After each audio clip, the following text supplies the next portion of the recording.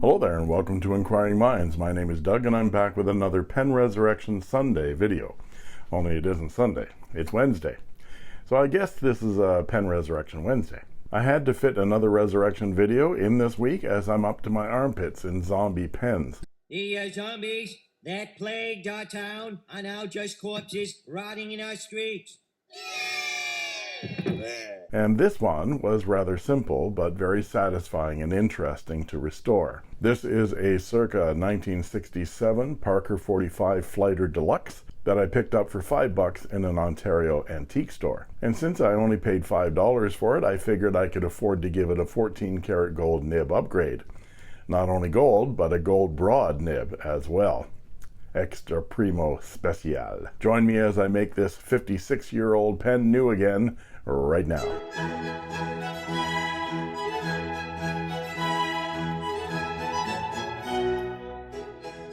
And here is the circa 1967 Parker 45 Deluxe, all polished up with a new gold nib. I shot some video when I first got the pen in Ontario, and then again when I received the vintage 14-karat gold broad nib from my purchase on eBay. So let's see that video right now. My wife and I took a day to visit some of our favorite places in the Niagara Peninsula of Ontario, Canada, where we both grew up. During the tour of the beautiful wine country, Ontario, we stopped at some antique shops in some lovely places like Fonthill, Virgil, and Niagara-on-the-Lake. At the first shop, I asked the proprietor if he had any fountain pens. He pointed to a cup on the counter and said, "Whatever you find in the cup, $5. The cup was full of old plastic ballpoints emblazoned with advertisements for such illustrious businesses such as Stan's Auto Body and Lube and Mac's Milk. But in the case under the counter, I spied an old blue plastic case that said Parker on it. Here's the case. Inside was this pen. I held it up and asked him, "How much for this one?" Without looking, he said, $5. I handed him a $5 bill and came out to the car yelling to Win, "Start the car! Start the car!" Have a nice day. Thank you.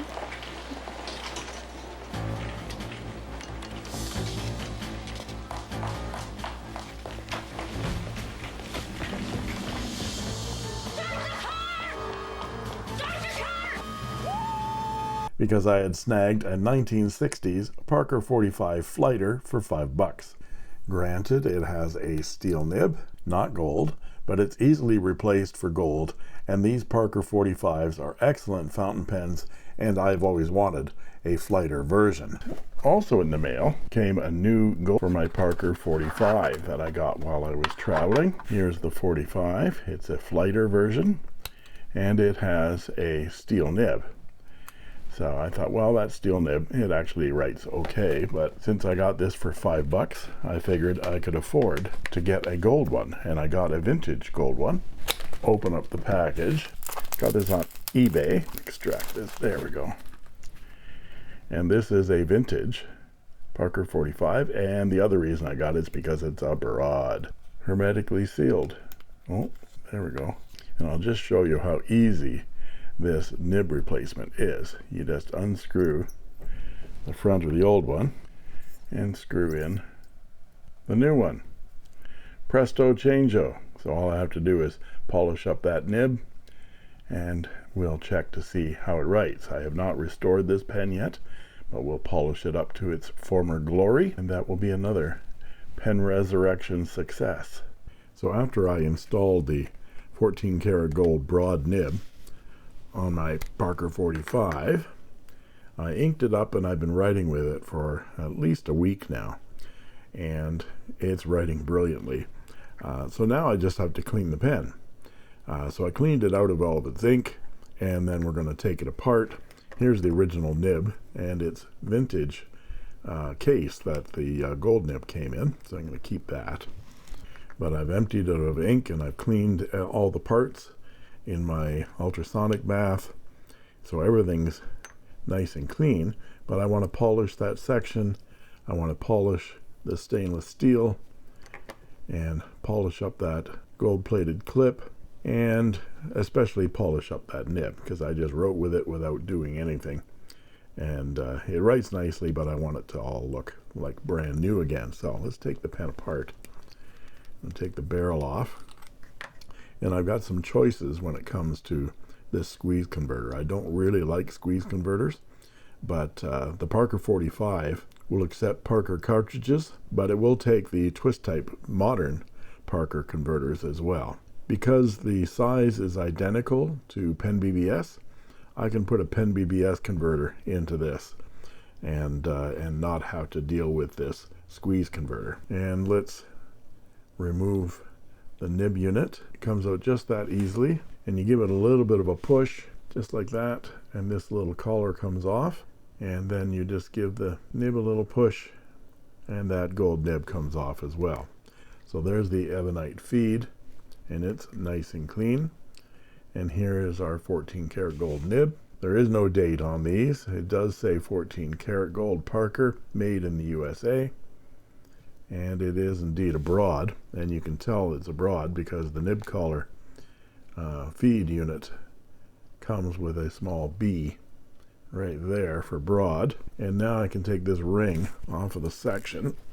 Take that off, because what I want to do is put this unit back in again without the feed as well. I'm just going to screw this back into the section because I want to polish that whole thing together. But first, let's see what we can do with this gold nib. I'm going to get my jeweler's cloth out, well used. I'm just going to push the nib around on this jeweler's cloth.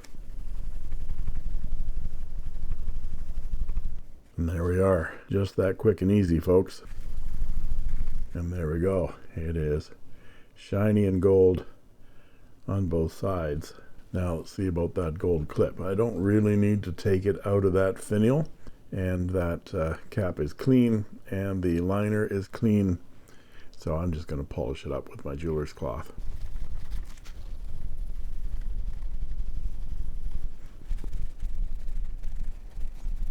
And that looks very nice. And now it's time for the section. And for the section, I'm going to use my Meguiar's mirror glaze swirl remover number 2. It's for cars. It works beautifully on plastic. So I took the head off a cotton swab on this end and stuck it inside the nib end and wrapped up a little bit of tissue around the head of a cotton swab on this end to get it stuck in that end. So I don't want to get any of this polish inside this feed system of the section. This just makes it easier. I'll still blow water through it and everything when I'm done. This is an easier way to polish up this section.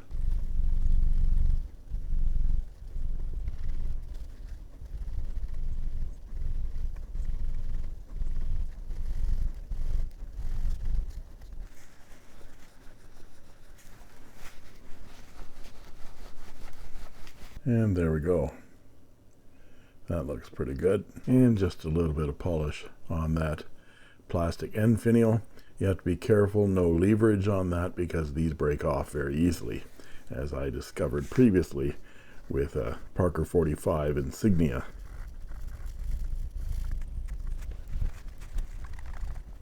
I'm going to put some metal polish from Autosol on my cap and barrel.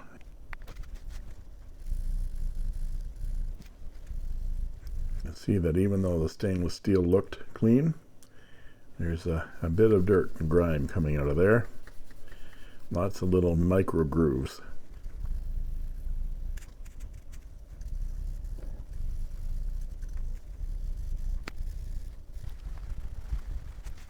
And there we have the cap and the barrel, just like new. Now let's put the pen back together again. Let's put the ring back on, facing the correct direction. Take the collar off, slide the collar on the feed, and just lay the nib, it only goes in one place, on the front of that feed, and then push the collar on. And it's just a little bit of pressure puts it into place. Put it back in the section. And I've got a Pen BBS converter. We're going to put that right in that Parker. There we go. Put the barrel back on, and we're ready to go. All we need now is ink. Now that this pen has a regular converter in it and not a sack, I don't have to put Waterman's Serenity Blue in it because it's a vintage pen. Because it's got a cartridge converter, I can put any ink I want into it. And I want a Roshizuku Konpeki.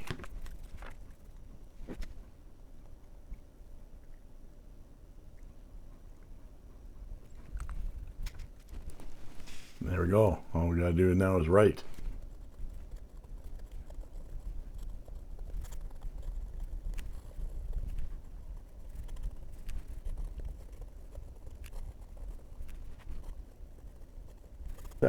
The 45 is one of the most successful models of fountain pen ever made by Parker.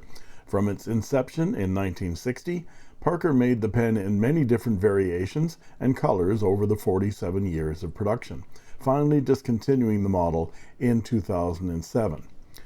Parker's Don Doman, who designed the Parker Jotter, the 61, the VP, the 75, and the T1, based the Parker 45's design on the Eversharp 10,000 after Parker bought Eversharp in 1957. The Parker 45 was Parker's first cartridge fountain pen. Parker had had a bad experience with a cartridge filling cigarette lighter they had marketed. The cartridges were proprietary and difficult to refill. And when the lighter went out of production, Parker got a lot of angry feedback from customers with useless lighters. When it came time to design the Parker 45 cartridge pen, Parker learned from their earlier mistake, and even today, 56 years later, you can go to an office supply store and purchase Parker cartridges that fit this pen from 1967. They never changed. Of course, the Parker 45 was named as a nod to the Colt 45 revolver. The 1960s was a big era for cowboys, and you could reload your Parker 45 as easily as Roy Rogers or Gene Autry reloaded their 6-gun Colts. I find it curious that the Parker fountain pen design that had the longest run and was the most user-friendly and had all kinds of wonderful variations from solid gold to dirt cheap student type pens ends up being one of the least desired for collectors. Possibly that's the point entirely. It was so successful, and they made so many of them through the 47 years of production, that they are readily available and therefore relatively inexpensive to collect.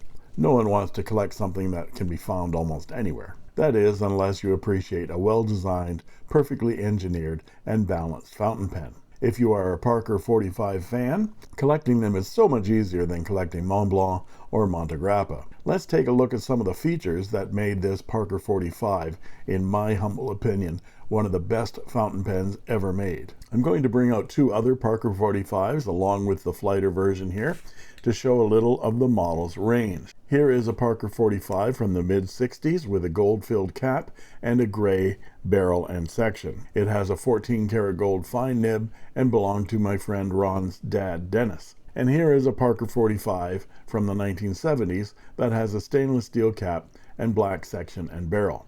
And it has a steel nib. And I recently restored a gold-filled Parker 45 Insignia, which I sold in a vintage pen sale. It was a real beauty, and along with these three pens, the Insignia, the Flighter Deluxe, the Gold Cap Gray, and the Steel Nib Black 45 are representative of the range of variations that were available in this model, everywhere from the gold to the student model. There were all kinds of variations in colors, materials, and features within that range over the years, and they are all the same basic shapes and details. The Parker 45 is a much slimmer pen than its predecessor, the classic Parker 51. Here is a Parker 51 Aerometric from 1954. This also belonged to Dennis. You can see how much sleeker the silhouette is of the 45. From the top we see a gold-filled finial that holds the classic Parker Aero gold-filled clip in place.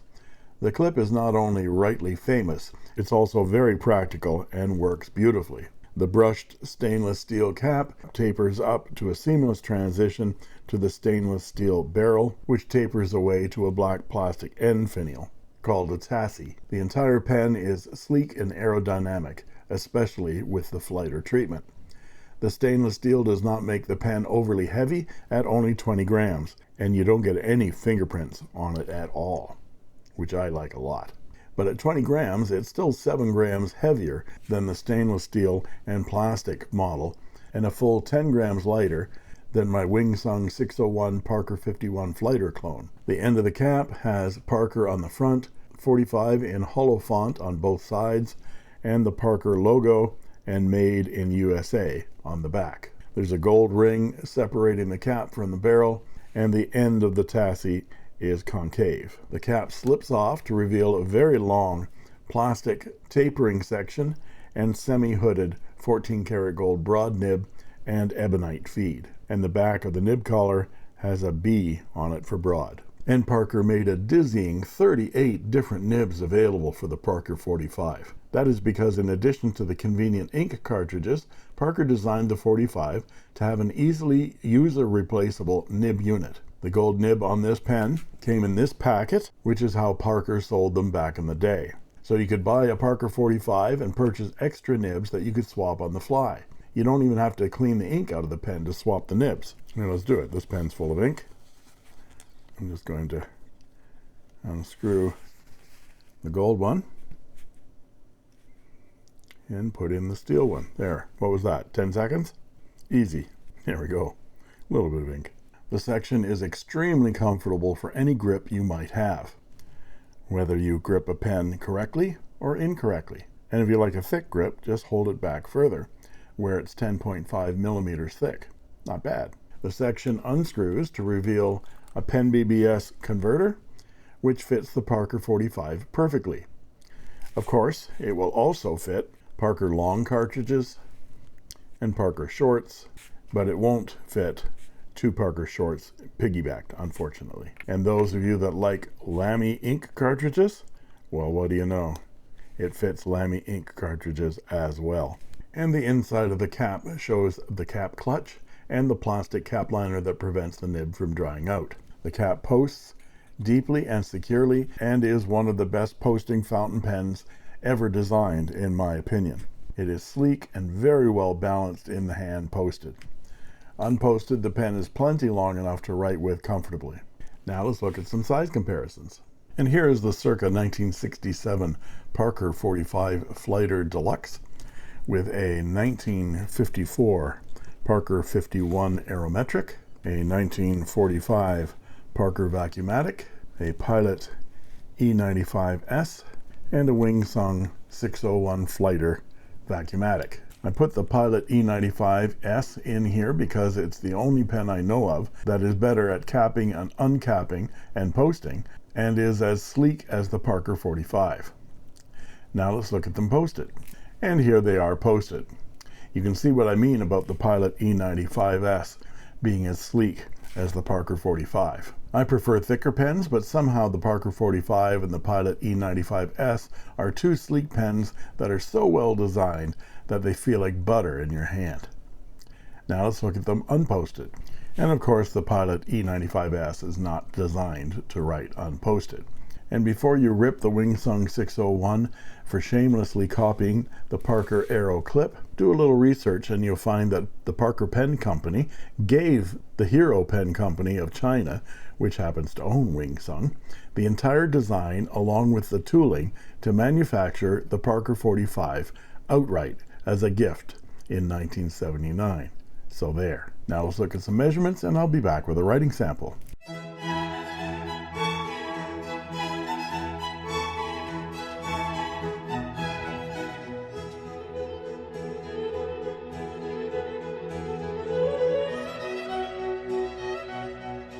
And we're back with the writing portion of the review. This is Clairefontaine 90 GSM paper, and this is a 1967 circa Parker 45 Flighter Deluxe. And it has a 14 karat gold broad nib. Let's check the wetness. Well, this is nicely wet, and it is oh so smooth. This nib is just awesome. It's incredibly smooth and wet.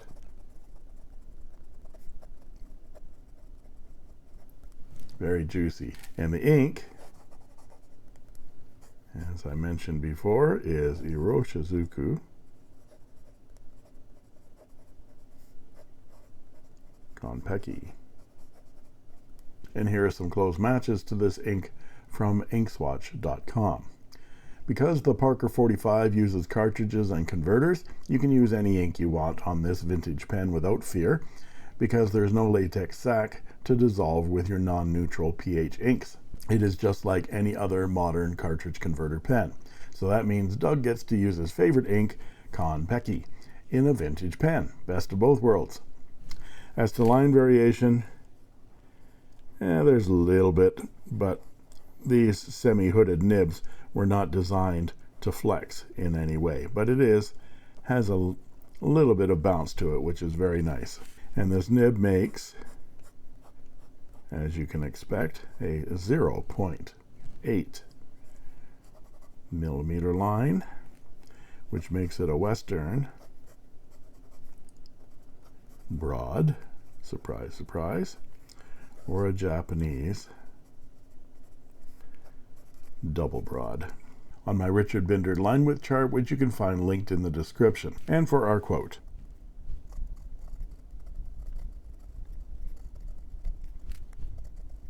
and for some reverse writing,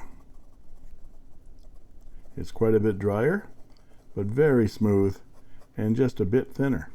It's actually very nice. And some quick writing.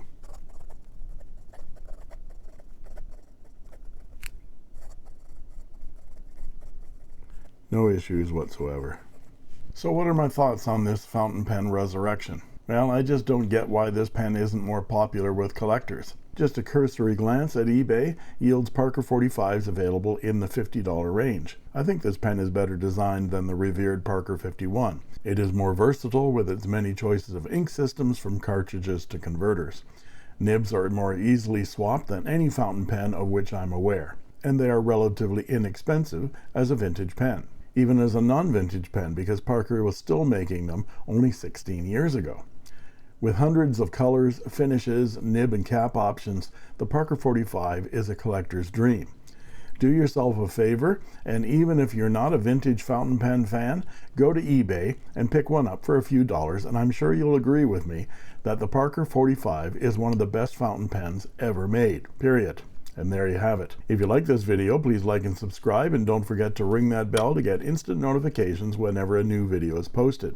You can also join as a member of my channel for only 99 cents a month, and I guarantee I'll answer your comments in the comment section, and you'll get cool emojis, badges, and sneak peek unboxing videos as well. And that just leaves it for me to say thank you